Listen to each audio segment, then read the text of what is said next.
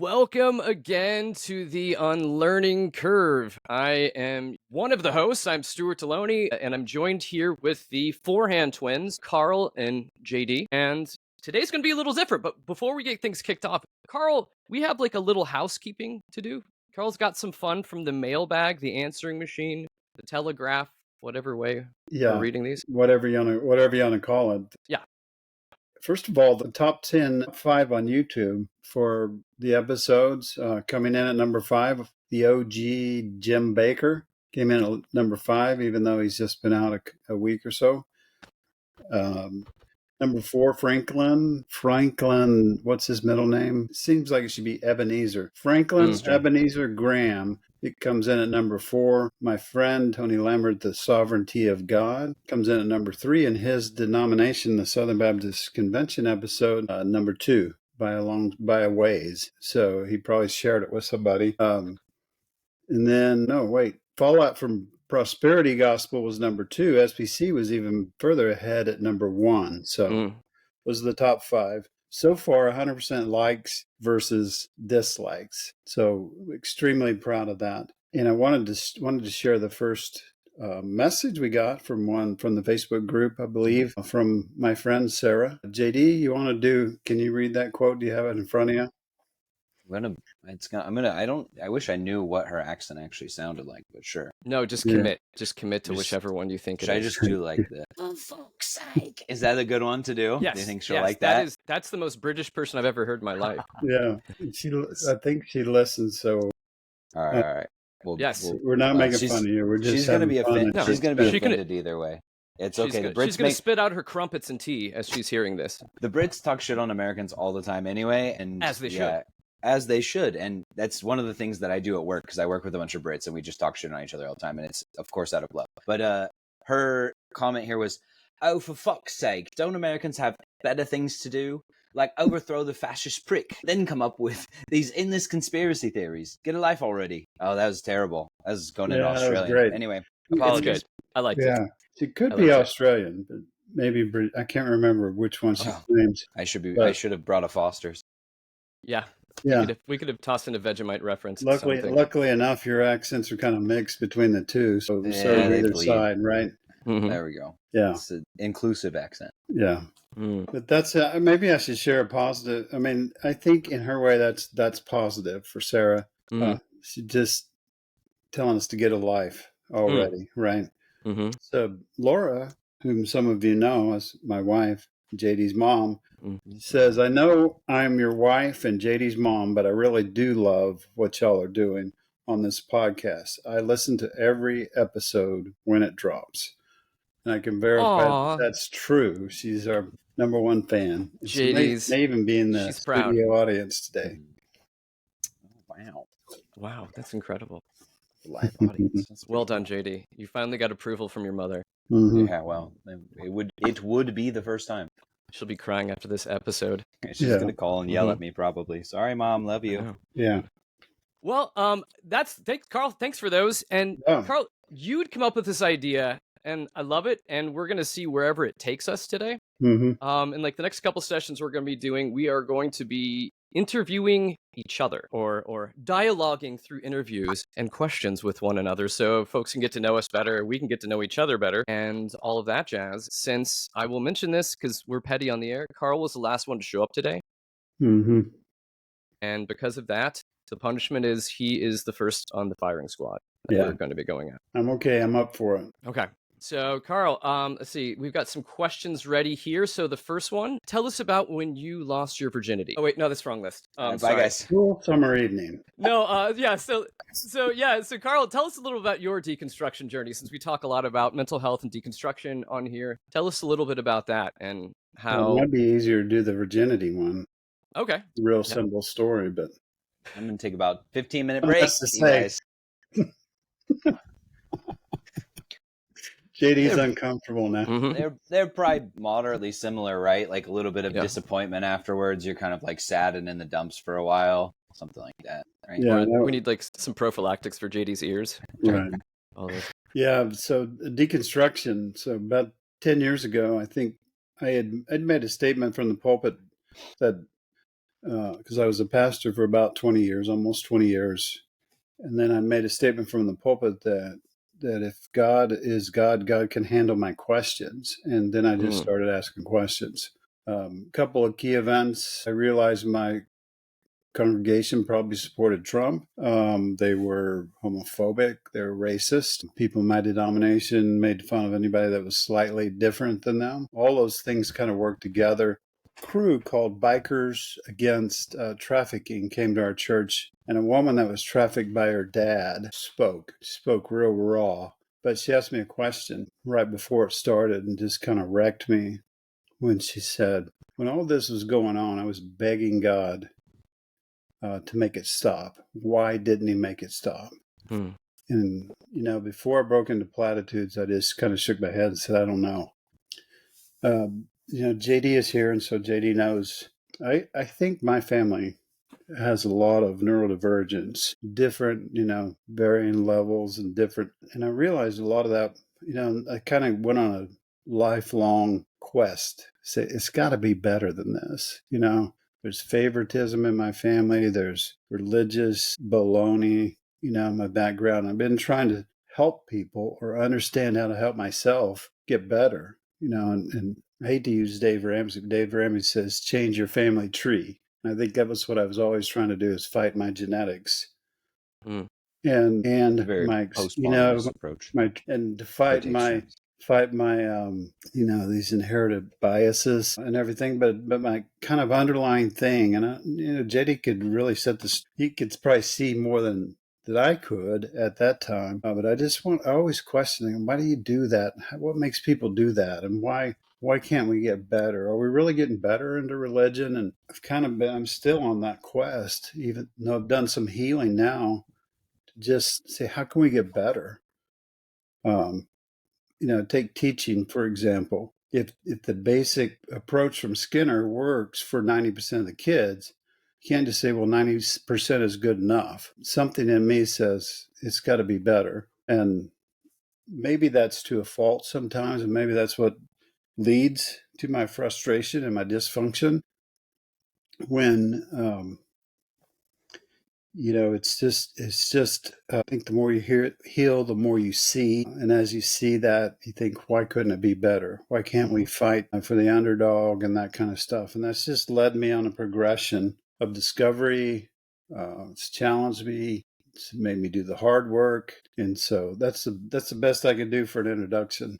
I'm curious, do you think that you could have navigated deconstruction or processed through it without therapy? I don't think so. I mean, it might have been kind of non-conventional. Certainly wasn't biblical counseling or religious spirituality counseling. I'm really kind of negative about coaches anymore. Well, biblical and spiritual counseling also are very unconventional because a lot of them are bullshit.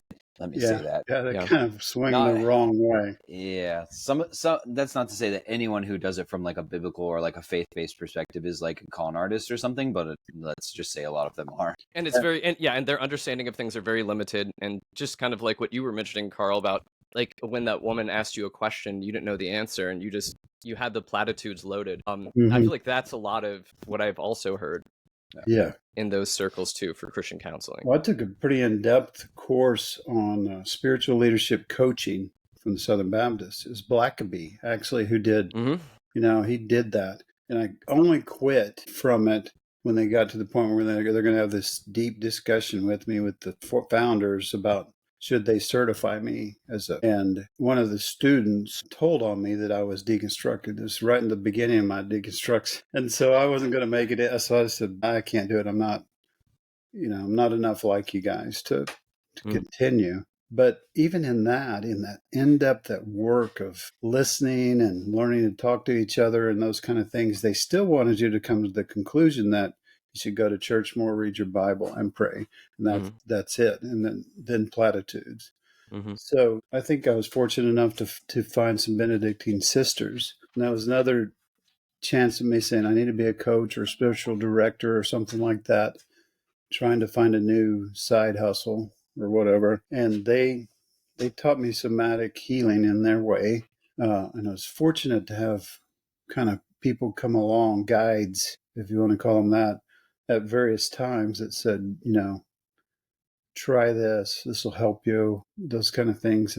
But I think without that trauma-informed therapy, it definitely wouldn't have gone as far, and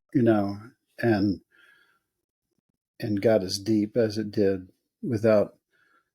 I just call those people companions that are empathetic witnesses, listeners that don't give you too much advice, but just listen. How does one go out? How does one go about finding Benedictine sisters to go and learn from? That's in Kansas. If you're anywhere close to that, yeah.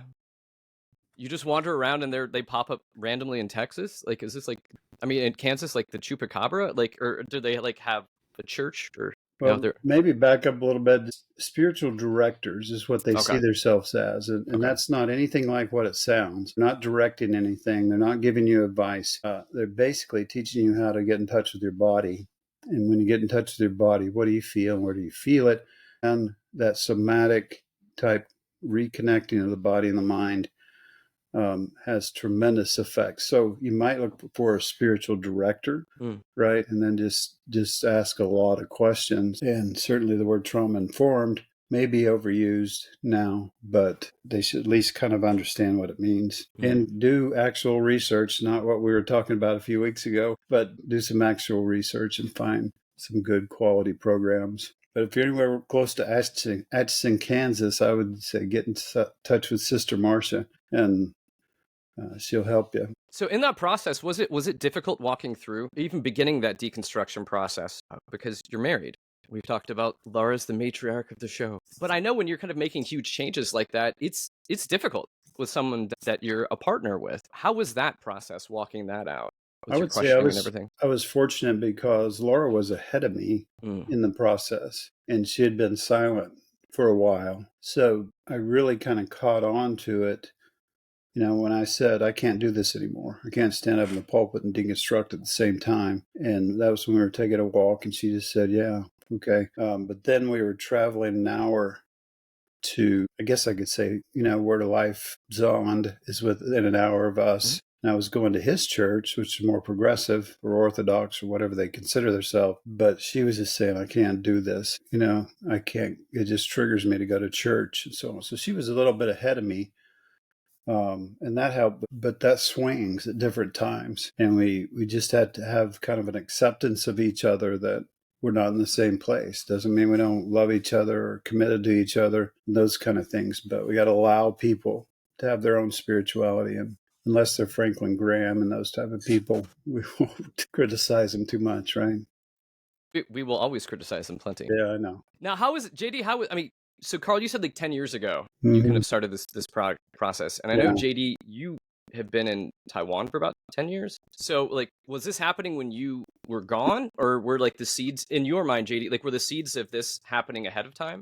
Did you see it? Yes, I would say for a long time I've seen some sort of evolution in both my parents from when I was little, just becoming less and less conservative in certain ways, and being more able to respond to my sisters and I's kind of questions or pushback in some cases, and meeting that with more actual understanding as opposed to those platitudes that was what we were talking about earlier. So yeah, I did notice it. I obviously noticed it a lot more when I came to Taiwan, and because we usually try to talk on the phone once a week or so. So yeah, definitely through that, once I started getting here, I started noticing it a lot more. And then of course, Dad is a prolific poster. So, he would get into beef on Facebook all the time. And once that started happening, I was like, okay, I know where this is going. Because I had kind of done the same, my deconstruction started basically right when I got out of the house, and was pretty rapid. So yeah, I could kind of see some of the signs of when I would make snide comments about religion and stuff, instead of Dad kind of pulling back and being defending it or something, he would be more yeah, actually I was thinking about this, and then go into something about it. And then it's okay, all right. Yeah. So simply to answer your question, yes, I did. It obviously became kind of snowballed. So I think it was pretty slow at first, but Yeah, I noticed it a little bit. So the slippery slope was long, and That's right. didn't have That's the right. it didn't have the biggest gradient. No, he for proved, but he slipperiness. did prove all the Southern Baptists right. Once you start asking questions, you're headed for fucking hell. Yeah. So Absolutely. start playing AC/DC in the background. We did the JD, the tea shop, the book, The Tea Shop, my second book was set, when the guy we met in Taiwan in the tea house, I guess what it really is. But he started introducing, I learned kind of presence and authenticity from him and started to work on those things. I think that's when my journey got a little more serious and focused and started to make some progress was when we were visiting you.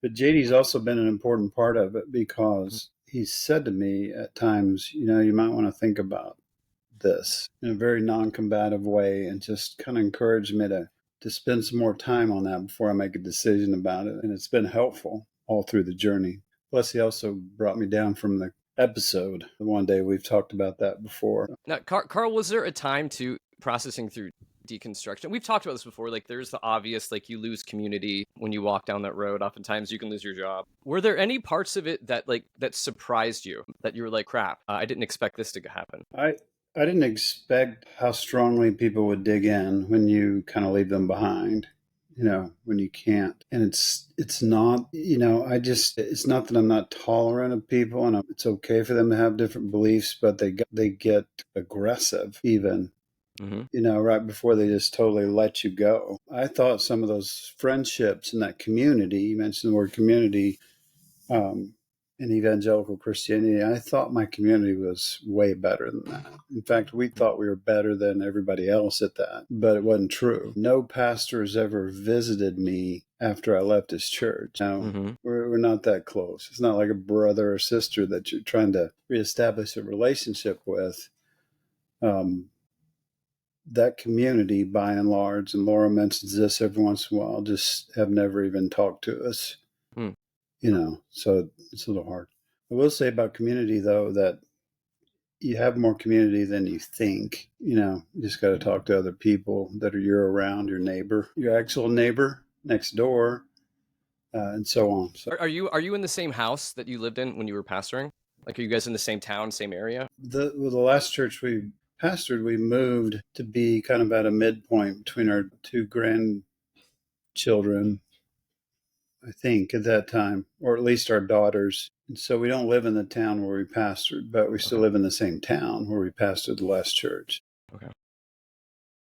Is it ever awkward running into folks? Yeah, but usually they don't. They kind of just avert eye contact and go on.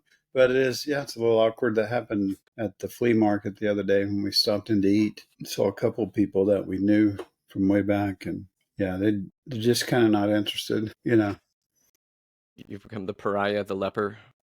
Yeah. Yeah, But, in the faith. I'd say we're blue in a red city. So we feel a little bit of that with politics. But people in a small town are generally either accepting or they're, just really fake or something. I don't know. But they're least friendly to you when you're walking down the street. Nobody gets into fights about politics or religion on the streets of Rockport that I know of. Anyway, not with me. No, nobody messes with you. I'm fierce. You are. Well, speaking of fierce, I want you to unpack your newest tattoo, because I think that's part of your process and your journey. Have we showed it off on the show? Can you see it? Kind of. It looks like a young lad with glasses. Yeah. I can't do that. Might see more than make it a thumbnail or something. So it's an actual picture of me when I was 7 years old. And one of the big memories in processing my past and my trauma and so on was an image when I was 7 years old and I had to walk my siblings to school in the ice, which we never had in Oklahoma. All of us were crying. It was, probably just 4 or 5 blocks. But, so when I unpack trauma, when I hit those points where, I'm kind of flashing back and that becomes real, it's generally that kid's face that I see. And I would, in conversation about that, I would say, well, that's a part of me. And but it's really the younger version of me. So I wanted to get it just so I remember to stay in touch with him and to take care of him, have his back, when I'm triggered, and to do the things that are best for him and me, so it's pretty deep significance. No, but that's huge. That's huge in your like healing process, being able to Mhm. kind of understand and deal with the inner child and deal with the trauma and deal with the woundings. But then I love how you've turned it into something that's kind of like how you've turned something that was like a sad moment into something that it's a position of power, I think. Yeah, it's That empowering reminder. is what I was going to say, and healing. Mm-hmm. Doing a big brother thing with a kid about that age right Mm. now, and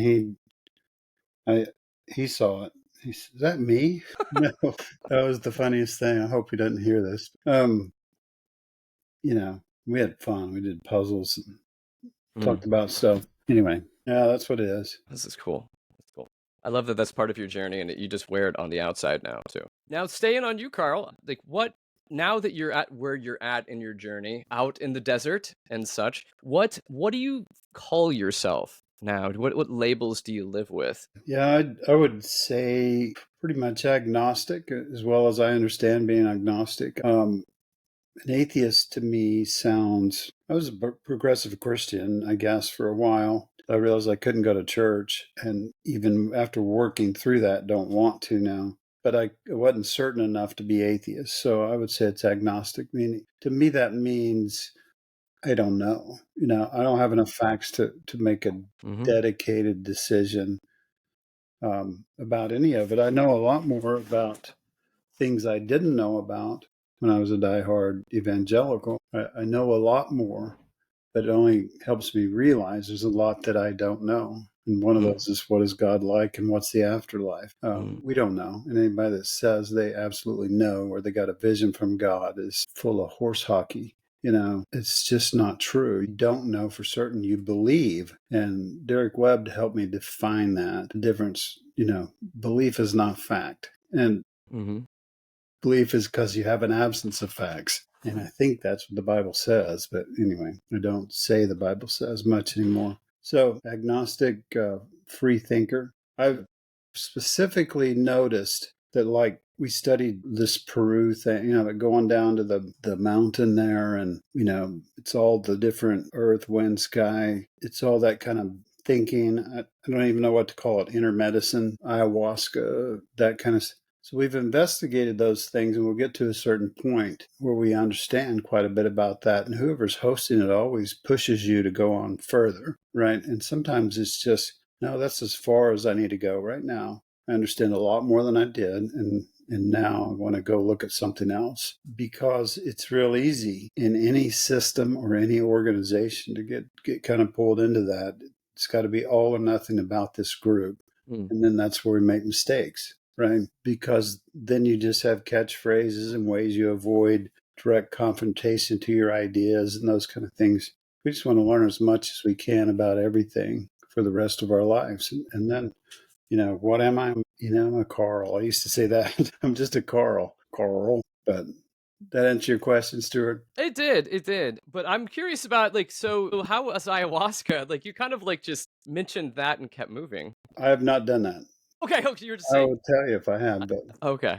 I was like, whoa, that was something interesting I didn't know but about Karl. yeah, and hopefully that's the right thing they were talking about then. I may not remember it exactly right, but there was some kind of medicine that kind of makes you throw up a lot and No, I think you're heat. correct. Yeah, so it may be right. So with all of this, that now that you are agnostic and you're still walking things out, what are the things that you're focusing on? Like what are the things that matter? Well, the thing that's really big right now is we're just focused on trauma, healing trauma. So Laura's this teacher.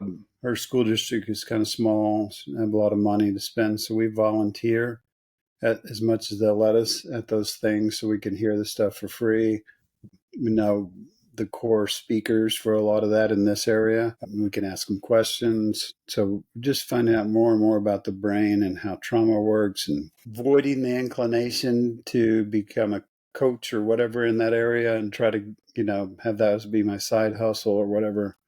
Avoiding that urge, but maybe looking for opportunities like we've talked about here locally, which is where the Big Brother thing came up. And it's not even an official big brother thing. It's just me and the principal kind of working together to help someone learn how to navigate their own trauma better. Those are the kind of things I think about the most right now. JD, was it hard for you personally, like losing the status of having a pastor father?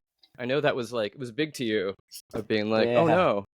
It was huge in my life. I had like all kinds of shirts and like regalia that I would wear around, announcing that to the world. Yes. Yeah. I mean, there is something, it is like, I will say, it is like a get out of jail free card if you're like in trouble.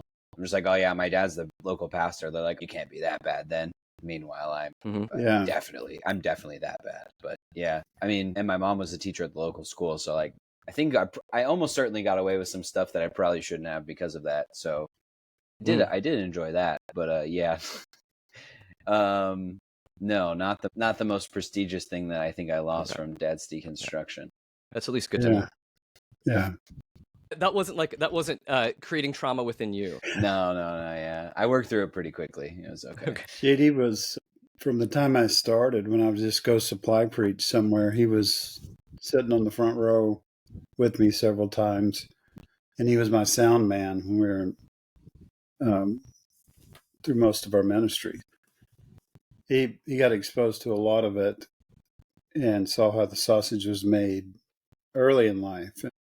I think he had a big influence on my daughters also, for them to kind of think openly about all this and not get sucked in too deep. Being a pastor, I would think being a pastor's son has some pluses and minuses, right? Yeah, for sure. It's, I don't know. Like, I also, you weren't like a mega pastor, so there's like, yeah, it's probably better that you weren't. Micro pastor. Yeah, exactly. It was, so yeah, I don't know. For me, it was like, I don't know. I'm glad like I grew up where I was. Now, if I could like choose would I've been in the church, I don't know. Maybe probably not, but like, yeah, it wasn't that bad. I mean, I read about people's like severe trauma over like growing up in like cults and other church stuff. So I don't know. It wasn't that bad, but yeah, there's definitely downsides to it. I think there's probably stuff that's still with me today about like, worrying about my image and how it's going to reflect on other people and things like that. That, I mean, I've worked through a good deal, but I mean, it's still, you kind of know, you'd like tighten up in certain situations. You're like, I don't need to worry about it. Like, I don't need to worry about this. Like, so yeah, it's still something I worked through. But like, I mean, it wasn't, not here to say it was like a major trauma for me growing up as a PK. I mean, it is what it is. A lot of your teenage years were when we had a youth band made up of some of your friends, right? And we had tons of kids and youth coming there. It was kind of fun, except for certain parts of it. But yeah, I think most of the kids had fun. They just didn't really. Most of them just didn't give that much of a care about like the religious aspect necessarily. Yeah.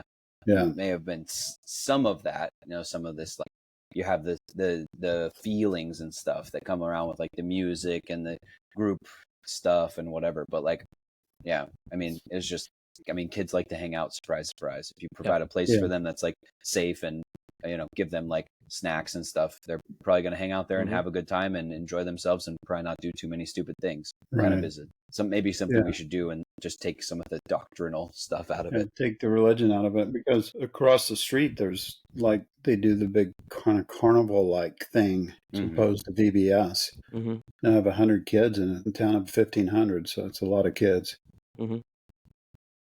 And the trouble is, you're just entertaining them. Well, let's do that. Okay, like JD said, let's do that. Keep them from, doing whatever. By the way, video games keep people from being outside doing stupid things, statistically. But, maybe let's do something to help them navigate their trauma and learn to regulate themselves and some mental health stuff, instead of just entertaining them and then trying to force your particular doctrine on them. I think churches are spending a lot of money trying to do that, and they're not being effective at the most important things. And I know they totally disagree with that.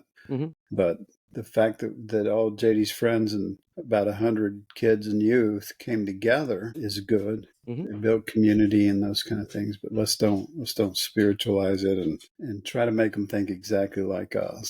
Mm-hmm. Well, and that kind part of it stick. didn't work anyway. You look at a lot of those kids, some of them might still say they're Christians, and I'm sure that some of them are probably still like very dedicated to the church or whatever. But I mean, look, I don't have the exact statistics, but I know a bunch of my closest friends are either they're not Christians anymore. They're agnostic, or what, I don't know what label exactly they would use. Or there's a few of the people that I know from back then that will still like reflexively say they're Christians, but they don't do any of the things that, you know, make you they don't go to church. They don't really like spend any amount of time on it. It's just like, yeah, it's almost like a cultural Christianity thing. But so that part didn't stick anyway. So I think it's, you know, just provide a safe space for them and then allow people to kind of work those ideas off each other anyway, because kids will usually get to that point eventually if you instill some level of critical thinking. But yeah, if you just try to indoctrinate them, I mean, whether the kids can articulate it or not, most of them quickly smell the BS and they're like, okay, I'm just here for the snacks. So Say you're sorry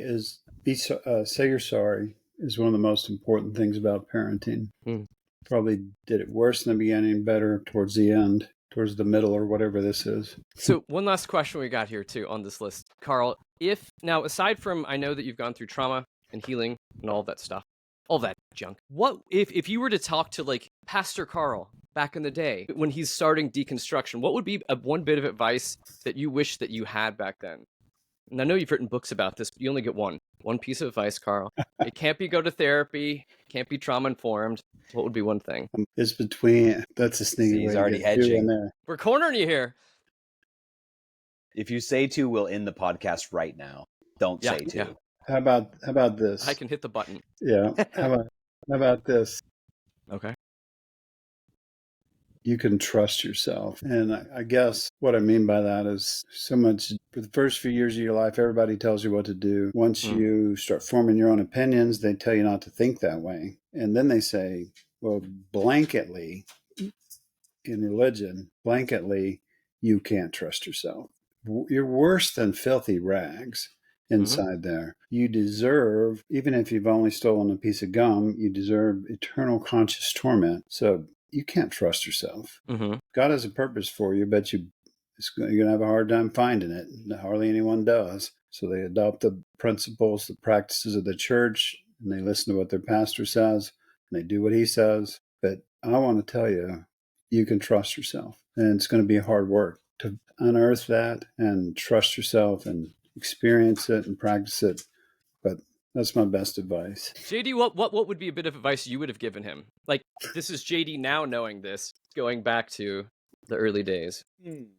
That's, yes. Yeah, I wish I would have had time to prepare this, because there's probably a lot. One. We're only going one. I know. I can't get the podcast shut off. I just made the threat myself. I don't want to be a hypocrite. We can't Our budget's too small right now. So join our Patreon, folks, over it. No, I'm just kidding. We don't have the piece of advice I guess I would give would be like, I guess it would be related to that. It would be just like, cut yourself some slack. Because I think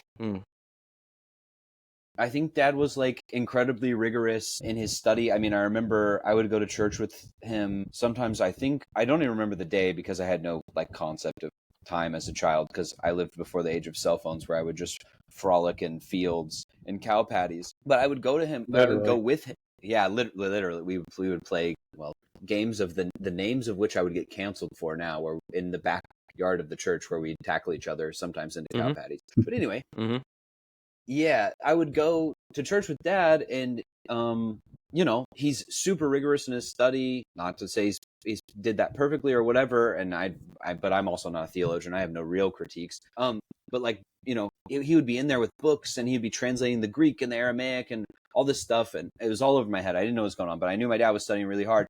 And then I would see interactions that were like, and this is when we were at GBF, when I was elementary school, and I would see interactions where people would ask him, like, attempting to approach like doctrinal questions, or like questions about the Bible, and the level of understanding from the congregation, even though Dad would go up and talk, I would be like, I remember, because I was there every time. I was either in the sound booth or on the front row with Mom and my sisters, and I'd be like, I know the answer to this because he said it from the pulpit. You're not fucking listening. It's like basically what I got from it.